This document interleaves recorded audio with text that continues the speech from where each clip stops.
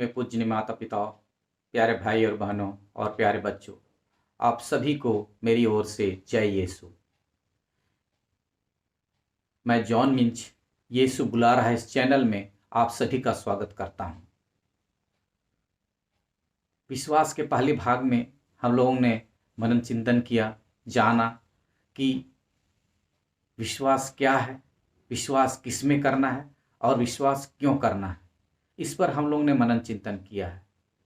आज हम मनन चिंतन करेंगे क्योंकि यीशु आज आप सभी को बुलाया है उनके परिणामों को जानने के लिए, विश्वास के परिणामों को जानने के लिए। तो आइए आज हम मनन चिंतन करें कि विश्वास के परिणाम क्या क्या है और बाइबल आधारित वचन क्या कहता है। पर हम आज मनन चिंतन करेंगे कि विश्वास के क्या फायदे हैं, विश्वास करने से हमें क्या लाभ है, इस पर हम मनन चिंतन करेंगे। तो सबसे पहले परिणाम में आता है, विश्वास करने से हम ईश्वर के संतान बन जाते हैं। यूहन्ना के सुसमाचार के अध्याय 1 पद संख्या 12 में वचन यूं कहता है, जितनों ने उन्हें अपनाया और उसके नाम में विश्वास किया, उन सब को उसने ईश्वर की संतति बनने का अधिकार दिया। जी हाँ प्यारे दोस्तों, हम जब विश्वास करते हैं यीशु मसीह में और ईश्वर में, तो हम ईश्वर के संतति बन जाते हैं। गलातियों के लिखते पत्र में भी अध्याय 3 पद संख्या 26 में कहता है, आप लोग सब के सब ईसा मसीह में विश्वास करने के कारण ईश्वर के संतान हैं, क्योंकि आप सब ने ईसा मसीह का बपतिस्मा ग्रहण किया है और ईसा मसीह को धारण किया है। जी हाँ प्यारे दोस्तों, जब हम कलीसिया में बपतिस्मा ग्रहण करते हैं तो हम ईश्वर को धारण कर लेते हैं, हमारे जीवन में यीशु आ जाते हैं और हम कलीसिया के सदस्य बन जाते हैं। ये एक विश्वास का एक पहला परिणाम है। और दूसरे परिणाम यह है, निर्गमन ग्रंथ के अध्याय 15 पद संख्या 26 में वचन कहता है, उसने कहा, यदि तुम अपने प्रभु ईश्वर की वाणी ध्यान से सुनोगे और उसकी इच्छा पूरी करोगे, उसकी आज्ञाओं और सब विधियों का पालन करोगे, तो मैं वे बीमारियां तुम्हारे ऊपर नहीं ढाऊंगा जिससे मैंने मिस्रियों पर ढही थी, क्योंकि मैं वह प्रभु हूं जो तुम्हें स्वस्थ करता हूं। हम नए विधान में भी हम इसका परिणाम बहुत जगह पे हम देखते हैं और पुराने विधान में भी कई जगह पे हम देखते हैं कि ईश्वर बहुतों को चंगाई प्रदान करते हैं। और नए विधान में भी हम देखते हैं, संत मत्ती के सुसमाचार में अध्याय 8, सतपति अपने नौकर के लिए यीशु से प्रार्थना करते हैं, निवेदन करते हैं और कहते हैं कि मेरा नौकर लकवा से पीड़ित है और उससे बहुत पीड़ा हो रही है। मैं एक छोटा सा अधिकारी हूँ, मेरे अधीन सिपाही रहते हैं। एक से कहता हूँ जाओ तो वो जाता है, दूसरे से कहता हूँ आओ तो आता है। और प्रभु से निवेदन करते हैं और कहते हैं कि मैं इस योग्य नहीं हूँ कि आप मेरे यहाँ आए, मुझ योग्य नहीं हो, आप एक ही शब्द कह दीजिए कि मेरा नौकर चंगा हो जाएगा। प्रभु ईसा मसीह सतपति के इस वचन को सुनकर वो चकित हो जाते हैं और कहते हैं कि मैंने इस्राएल में भी इतना दृढ़ विश्वास नहीं पाया। और सतपति के इस निवेदन को प्रभु यीशु स्वीकार करते हैं और कहते हैं कि आपने जैसा विश्वास किया वैसा ही हो जाए। और उसी समय उनका नौकर को चंगाई मिलती है। और हम अध्याय 9 में भी हम देखते हैं 2 अंधे लोगों को चंगाई मिलती है। दोनों अंधे यीशु को पुकारते हैं उस शिक्षा के दौरान में, जब उस रास्ते से गुजर रहे थे, तो कहते हैं कि दाऊद के पुत्र हम पर दया कीजिए। और वो उन पर दया करते हैं और कहते हैं कि तुम विश्वास करते हो कि मैं ये चंगाई कर सकता हूँ। और दोनों अंधे उन्हें कहते हैं कि जी हाँ प्रभु, आप कर सकते हैं। तो उन्हें भी चंगाई देते हैं उन्हें दृष्टिदान मिलता है। और हम देखते हैं कि 12 वर्ष से रक्तस्राव से पीड़ित स्त्री को भी चंगाई मिलता है और प्रभु उसे भी चंगाई कर देते हैं और कहते हैं कि तुम्हारा विश्वास ने तुम्हारा उद्धार किया है। जी हाँ प्यारे दोस्तों, हमारा प्रभु ईश्वर स्वस्थ करने वाला ईश्वर है। हम संत लूकस के सुसमाचार में भी हम पढ़ते हैं 10 कोढ़ियों का उस स्वस्थ लाभ और जीरुको का उस अंधे को भी स्वस्थ लाभ मिलता है। इस तरह से हम देखते हैं कि कई जगह पे हम देखते हैं कि प्रभु चंगाई प्रदान करते हैं और वो सिर्फ और सिर्फ विश्वास की वजह से कि उनमें प्रभु यीशु विश्वास को देखते हैं और उनकी विश्वास की वजह से उन्हें चंगाई प्रदान करते हैं। साथ ही विश्वास के परिणाम में हम देखते हैं कि हमें पापों से मुक्ति मिलती है। गलातियों के लिखते पत्र में अध्याय 2 पद संख्या 16 में वचन ऐसा कहता है, हम जानते हैं कि मनुष्य संहिता के कर्म कांड के द्वारा नहीं बल्कि ईसा मसीह में विश्वास करने के कारण उन्हें पाप मुक्त होता है। और इस तथ्य को हम देखते हैं संत लूकस के सुसमाचार के अध्याय 7 पद संख्या 36 से लेकर 50 तक के उस पदों में एक पापनी स्त्री के बारे में वर्णित है। प्रभु ईसा मसीह एक सिमोन नामक फरीसी के यहाँ पे जाते हैं और एक पापनी स्त्री को पता चलता है कि ईसा मसीह वहाँ आए हैं। उस पापनी स्त्री ने ईसा मसीह के बारे में सुना था और उसमें विश्वास किया कि यही एक मसीह है जो मुझे अपने पापों से मुक्त कर सकता है। वो इत्र का तेल लेकर आती है और उन्हें अपना बहुत प्यार दिखाती है। प्रभु ईसा मसीह उन्हें कहते हैं कि तुम्हारे पाप क्षमा हो गए हैं, तुम्हारे विश्वास ने तुम्हारा उद्धार किया है, तुम शांति प्राप्त कर जाओ, ऐसा कहते हैं और उन्हें उनके पापों से मुक्त कर देते हैं। तो इस तरह से हम देखते हैं कि विश्वास के द्वारा हमें पापों से मुक्ति मिलती है। और आगे हम परिणाम देखते हैं विश्वास के परिणामों में। संत यूहन्ना का सुसमाचार के अध्याय 11 पद संख्या 25 और 26 में वचन ऐसा कहता है, पुनरुत्थान और जीवन मैं हूँ, जो मुझ में विश्वास करता है वो मरने पर भी जीवित रहेगा और जो मुझ में विश्वास करते हुए जीता है वो कभी नहीं मरेगा। जी हाँ दोस्तों, हमें प्रभु ईसा मसीह कहते हैं कि पुनरुत्थान और जीवन मैं हूँ, पुनर्जीवित करने वाला और जीवन देने वाला मैं ही हूँ, तो मुझ में विश्वास करो। इस तथ्य को और समझने के लिए संत पौलुस कुरिन्थियों के लिखते पत्र अध्याय 15 पद संख्या 51 से लेकर हम देखेंगे आगे। आप लोगों को एक रहस्य बता रहा हूं, वह हम सब नहीं मरेंगे बल्कि क्षण भर में पलक मरते अंतिम तुरही बजते ही हम सब रूपांतरित हो जाएंगे। तुरही बजेगी, मृतक अनश्वर बनकर पुनर्जीवित होंगे और हम रूपांतरित हो जाएंगे, क्योंकि यह आवश्यक है कि यह नश्वर शरीर अनश्वरता को और मरणशील शरीर अमरता को धारण करे। जी हाँ, देखिए यहाँ पे हमें स्पष्ट रूप से कहा गया है कि हम नहीं मरेंगे। जो प्रभु के दूसरे आगमन तक जीवित रहेगा वो रूपांतरित हो जाएगा और हमसे पहले जो इस धरती को छोड़ चुका है वो पुनर्जीवित हो जाएगा। ऐसा कह के आज हमें बतलाते हैं। और हम अपने वचनों में कई बार हम सुनते हैं कि मृत्यु जीवन का विनाश नहीं बल्कि जीवन का विकास है। यही कारण है कि मृत्यु हमारी होने से हम मरते नहीं। हम शारीरिक रूप से भले ही मर जाते हैं लेकिन हम आत्मिक रूप से हम दिन प्रतिदिन हम और बढ़ते जाते हैं। ऐसा वचन कहता है। थिस्सलुनीकियों के पत्र में भी हम देखते हैं संत पौलुस हमें और अच्छे से उसमें समझाते हैं। अध्याय 4 पद संख्या 14 से लेकर 17 के बीच में हमें ये चीज को बतलाते हैं। हम तो विश्वास करते हैं कि ईसा मसीह मर गए और फिर जी उठे। जो ईसा मसीह में विश्वास करते हुए मरे, ईश्वर उन्हें उसी तरह ईसा के साथ पुनर्जीवित कर देगा।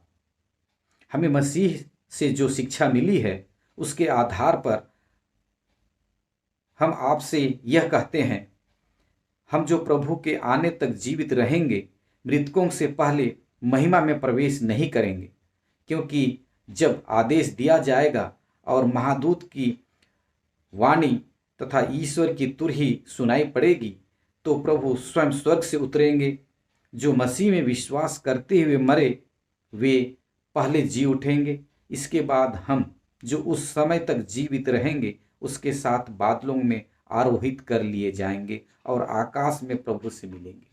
देखिए यहाँ पे वचन क्या कहता है, जो जीवित रहेगा, इसलिए कहते हैं कि जो विश्वास करते हुए जीता है वो कभी नहीं मरेगा।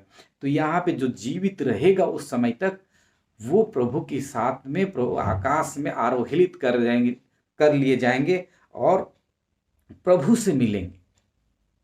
और जो पहले जो मर चुके हैं, शरीर छोड़ चुके हैं, वो पुनर्जीवित हो जाएंगे। इसीलिए प्रभु कहते हैं कि पुनरुत्थान और जीवन मैं हूं,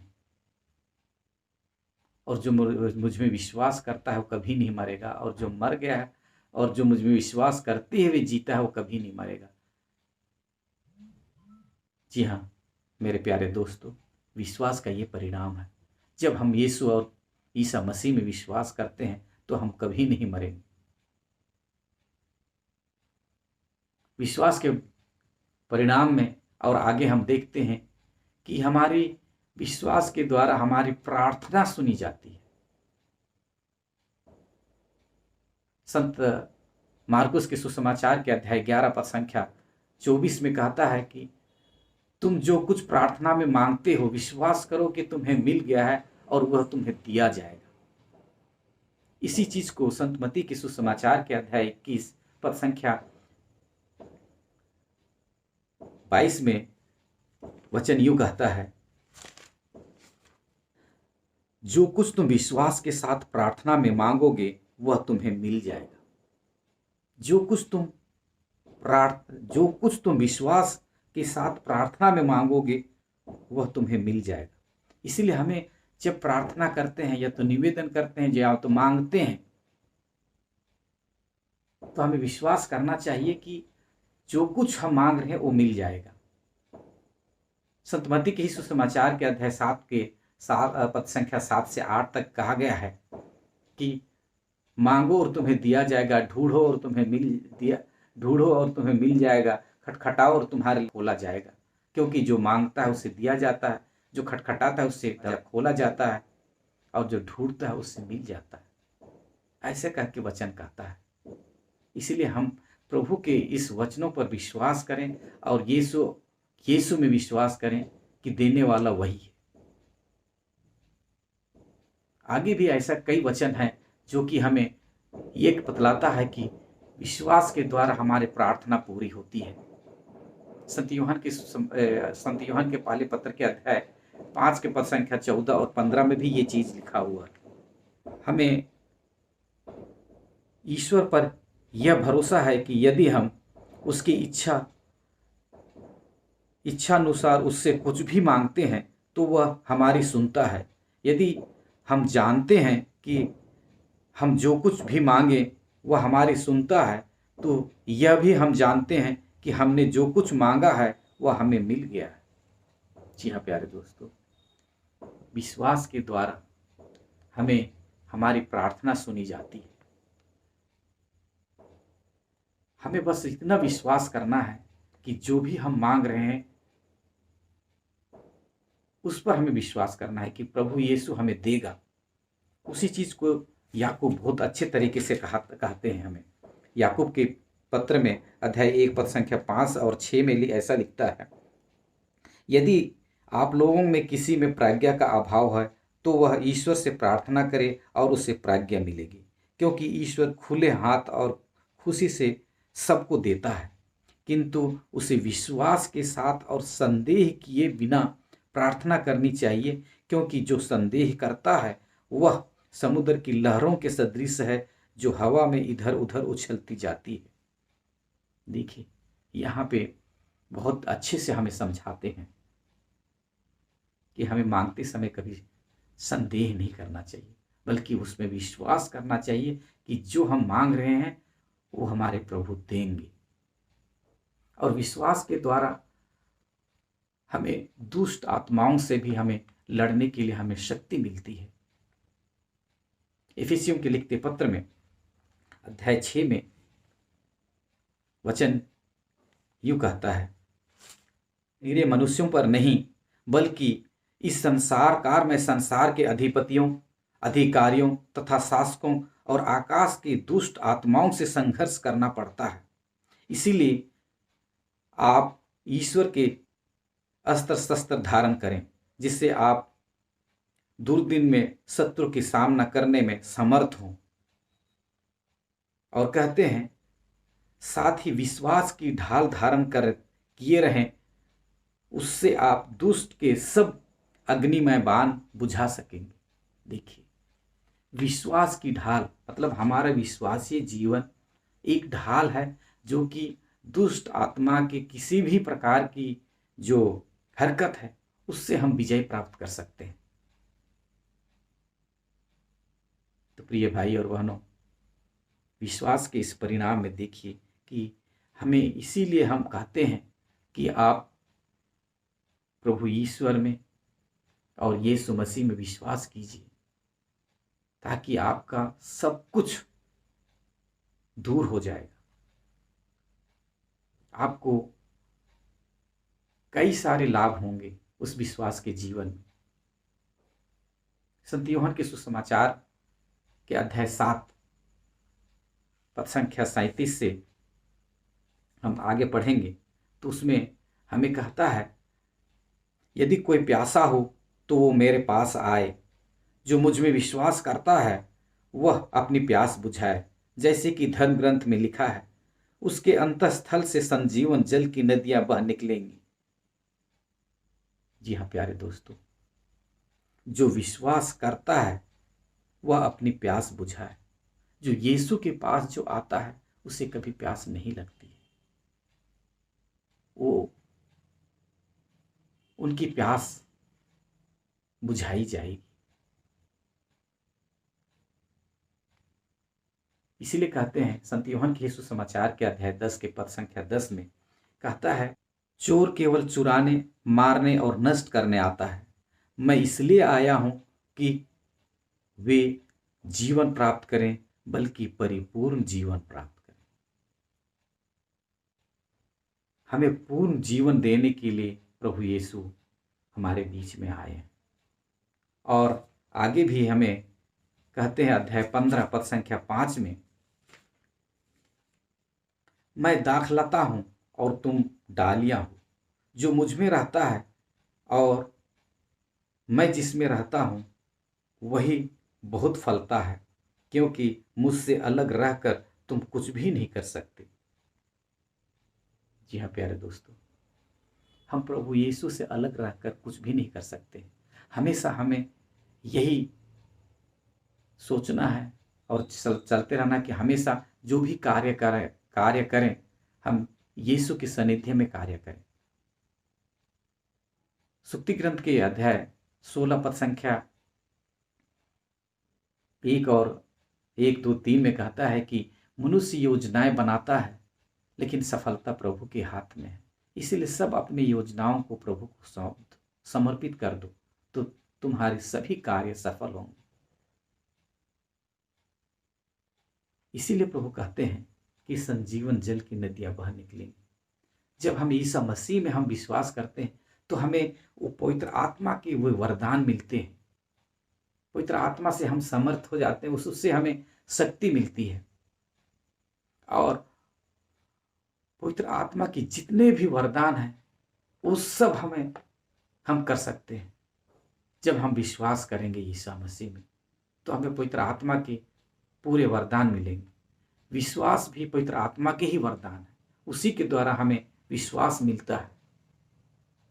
हम कुरिन्थियों के लिखते पत्र में भी हम देखते हैं अध्याय 12 पद संख्या 9 में कि विश्वास पवित्र आत्मा का वरदान है।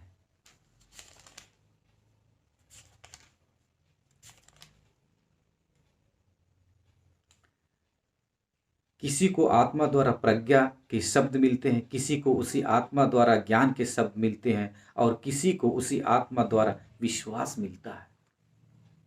जी हाँ दोस्तों, हमें विश्वास पवित्र आत्मा के द्वारा मिलता है, और हमें विश्वास के और एक परिणाम में है, हम देखते हैं कि जो विश्वास करता है प्रभु यीशु में और ईसा मसीह में, विश्वास का जीवन जीता है, वो चिन्ह और उसका जीवन चिन्ह और चमत्कार से भरा रहता है।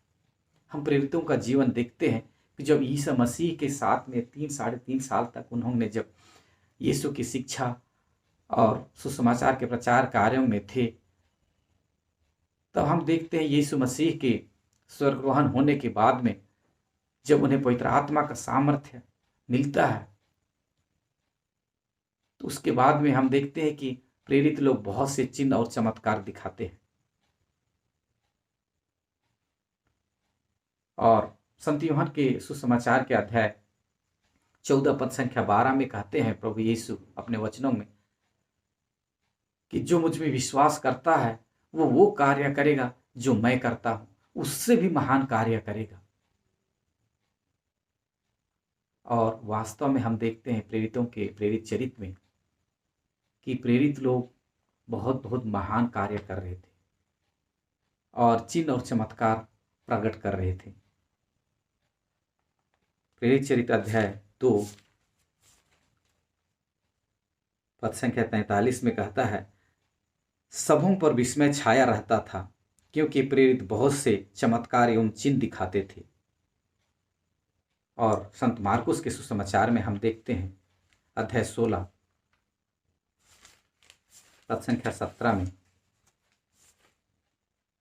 विश्वास करने वाले ये चमत्कार दिखाया करेंगे, वे मेरा नाम लेकर अवधूतों को निकालेंगे, नवीन भाषाएं बोलेंगे और सांपों को उठा लेंगे, यदि वे विष पिएंगे तो उससे उन्हें कोई हानि नहीं होगी, वे रोगियों पर हाथ रखेंगे और रोगी स्वस्थ हो जाएंगे। देखिए, जो यीशु में विश्वास करने से हमें क्या लाभ होता है। हमें चमत्कार दिखाएंगे, और वास्तव में हम देखते हैं कि अभी भी आजकल के भी इस युग में भी जो भी विश्वासी ख्रिस्ती विश्वासी हैं, कई चिन्ह और चमत्कार दिखा रहे हैं, कई लोगों को चंगाई प्रदान कर रहे हैं, अवधूतों को निकाल रहे हैं, जो असाध्य रोगों से उन्हें चंगाई प्रदान कर रहे हैं। डॉक्टरों ने जिन्हें कहा दिया था कि ये 1 हफ्ते का मेहमान है या तो 2 हफ्ते का मेहमान है या तो इतने दिन में इनका जीवन नष्ट हो जाएगा, उन सब को विश्वासी अभी उन्हें चंगाई प्रदान कर रहे हैं, कई सारे चिन्ह और चमत्कार हो रहे हैं। तो इस तरीके से हम देखते हैं कि विश्वास के परिणाम में बहुत सारे फायदे हैं। हमारे जीवन में विश्वास करने से हमारा जीवन प्रभुमय हो जाता है। हमें किसी भी प्रकार की कोई चिंता करने की जरूरत नहीं है, बस विश्वास करना है और हमें सब कुछ मिल जाएगा। तो आज हमें प्रभु से यही प्रार्थना करना है कि प्रभु हमें वो विश्वास का वरदान दीजिए कि हम आप में विश्वास करें और किसी भी अन्यत्र ना जाएं, बल्कि आपके सानिध्य में ही जीवन बिता पाएं। आमीन।